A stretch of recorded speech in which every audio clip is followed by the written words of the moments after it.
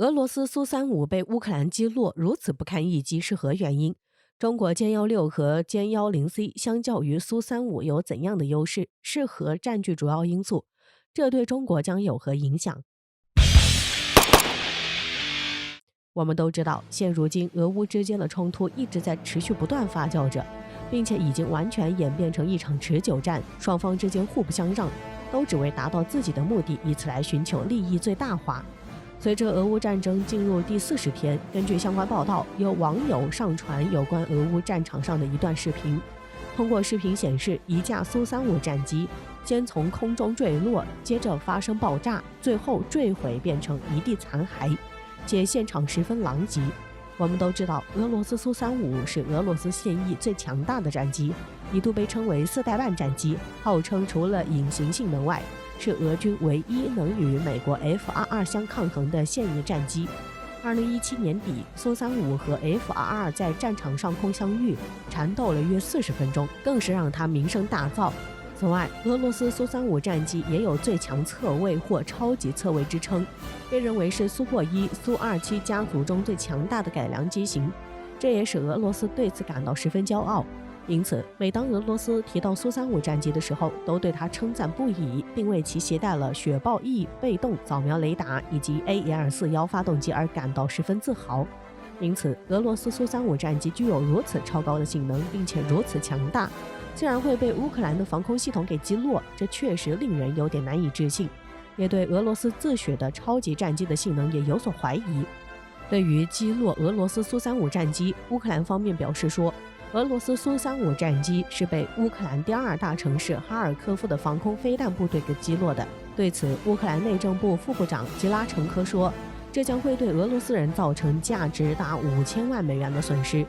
然而，对于俄罗斯苏35战机被击落的成因，有专家就指出，从苏35战机的残骸照片来看，它维持了完整的形状，显示它是从很低的高度坠落的，并指出它可能是在执行对地攻击任务返航时遭到防空导弹的攻击。之所以其在坠毁后还会起火，这主要原因可能是由于机上还有剩余的燃料，所以才会引起燃烧。此外，据南华早报报道，俄罗斯苏35战机也有可能是出现了机械故障，因此就不得不采用低空飞行，而这样做的结果就是会增加遭到敌方防空武器攻击的风险，甚至会受到诸如毒刺和新闻等人携式防空导弹的攻击。然而，对此中国需要从中汲取教训，就需要对自己的苏35战机进行仔细检查并改善维修。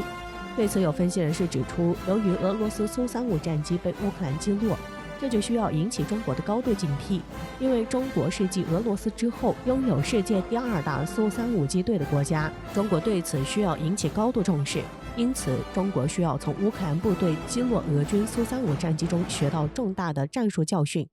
那么，中国可以从俄罗斯的教训中吸取怎样的经验？据悉，中国在2015年和苏凯航空集团签约，以20亿美元采购了24架苏35战机。然而，事实上，自从2013年以来，俄罗斯空军就有大约100架苏35入列服役，成为现代战机的主力。此外，埃及也砸下20亿美元订购了24架苏35，并于2021年接受了第一批战机。中国之所以要大量采购俄罗斯的苏35战机，主要是因为俄罗斯苏35战机采用了先进的推力向量发动机，因此其作为单座双引擎战机，具有作战航程长、能搭载大量武器的特点，并且还继承了苏27高超的空中缠斗技能。这对于中国空军来说也将是巨大的提升，但这只是在纸面上的优越。据报道称，在中国从俄罗斯采购的24架苏35战机全部到货后，虽然中国空军接收单位对于引进的苏35战机是赞不绝口，也感到十分满意，但是在随后的实战演练中，俄罗斯苏35战机的弱点就被暴露出来了。据悉，俄罗斯苏35战机在与歼16和歼10C 进行对战的时候，却被这2架战机完全压制，根本就毫无反击之力，只能被压着打，完全没有丝毫用武之地。究其主要原因，这可能在于中国歼16和歼10C 都安装了最先进的主动电扫雷达，这也成为了他们在实战中能够完全压制苏35的主要原因，甚至成为了苏35战机的克星。这主要是由于苏35战机虽然安装了雪豹 E 雷达，具有较好的性能，但是也正是由于其安装了雪豹 E 雷达，这就成为了苏35战机的最大弱点。雪豹 E 虽然是俄罗斯最先进的被动电扫雷达，但由接收目标发出的电磁波来获取目标方位，但是却无法快速测量距离，需要经过多次探测进行资料运算之后才能获得准确的资料，因此这在时间上就比较滞后，这在战场上就给了歼16和歼10C 以可乘之机。由于他们都安装了中国最先进的主动雷达，这就促使歼16和歼10C 可以借着主动雷达本身发射的电磁波快速探测目标并实施精准定位，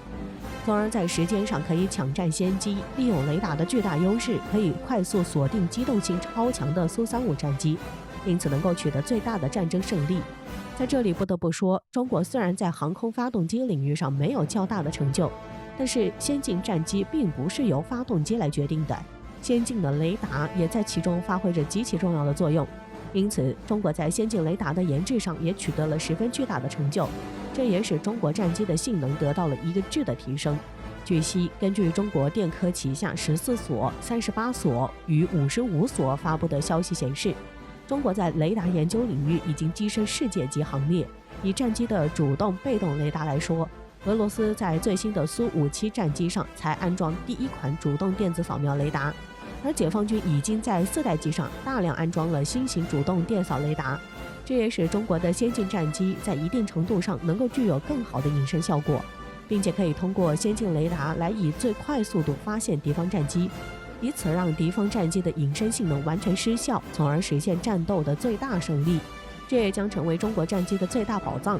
因此，中国从此次俄罗斯苏35战机被击落，也将会有很大的收获，并能够对自己购买的苏35战机的性能可以有更好的了解。这也将在很大程度上使中国更加合理使用苏35战机，并且可以更加慎重。这对于中国空军的发展来说也有着极其巨大的促进作用，也将使中国空军在苏57的使用上可以不用重蹈俄罗斯的覆辙。此外，我们知道，相较于俄罗斯的苏35战机，中国的战机性能都更加优秀，而且性能更加优越。加上中国此前在公布歼20战机后，还购买了24架苏35战机，这在一定程度上也为其做了宣传，提升了它的声誉。但是现在看来，俄罗斯苏35战机的性能还真的是远远不如中国的战机。